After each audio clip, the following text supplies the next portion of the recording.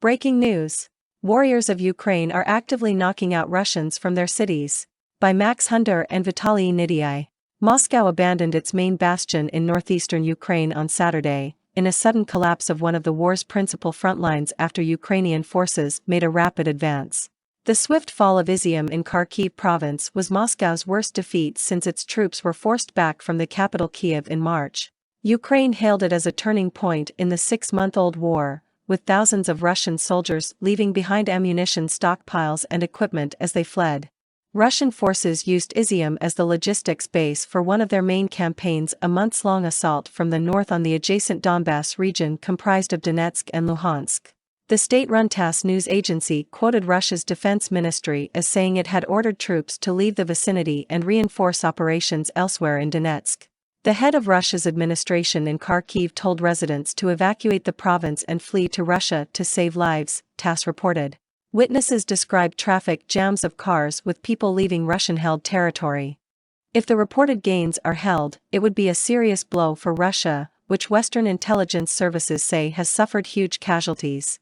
It would also be a big boost for Ukraine, which is keen to show Western nations supplying it with weapons it deserves their continued support.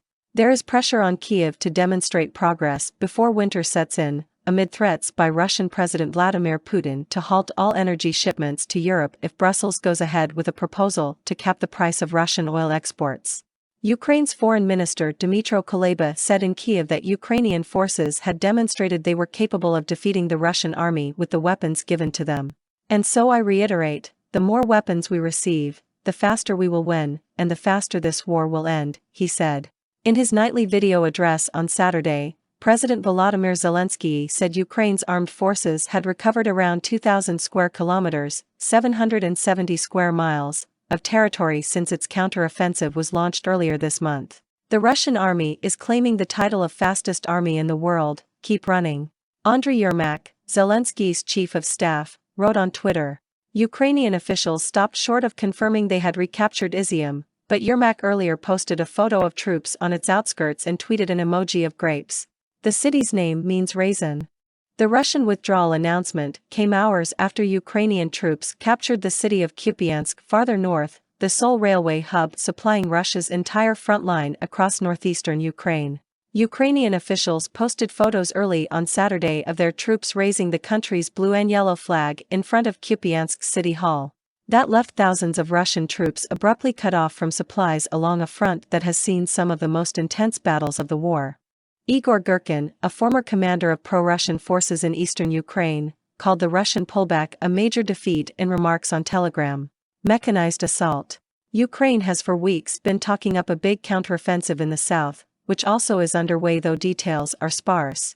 Russia still occupies extensive territory in the Donbass and in the south near the Crimean Peninsula it seized in 2014. Days ago, Kyiv's forces burst through the front line in the northeast and have since recaptured dozens of towns and villages in a swift mechanized assault, surging forward dozens of miles a day. Ukraine's deputy defense minister, Hanna Maliar, sounded a cautionary note, urging people not to report prematurely that towns have been taken just because Ukrainian troops were sighted. Troops entered Balaklia a few days ago, she said, but it was only on Saturday that Ukraine established control in the city. In Kharkov, one of dozens of villages recaptured in the Ukrainian advance, Reuters saw burnt-out vehicles bearing the Z symbol of Russia's invasion. Boxes of ammunition were scattered along with rubbish at positions the Russians had abandoned in evident haste. "Hello everyone, we are from Russia," was spray-painted on a wall. 3 bodies lay in white body bags in a yard. The regional chief of police, Volodymyr Tymoshenko, said Ukrainian police moved in the previous day and checked the identities of local residents who had lived under Russian occupation since the invasion's second day. The first function is to provide help that they need. The next job is to document the crimes committed by Russian invaders on the territories which they temporarily occupied, he said. Fighting is getting closer.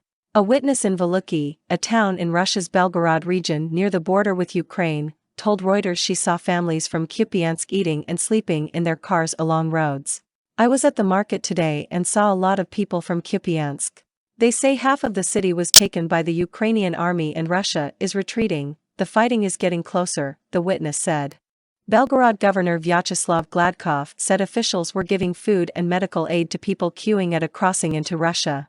Senator Andrei Turchak, from the pro-Kremlin United Russia Party, reported more than 400 vehicles at the frontier. Russian rocket fire hit Kharkiv city on Saturday evening, killing at least one person and damaging several homes, part of a surge in shelling since Kyiv's counter-offensive, Ukrainian officials said. The advance is enormous. There are sporadic battles, but mostly the occupiers are fleeing, Luhansk Regional Governor Suri Gaidai told Ukrainian television on Saturday.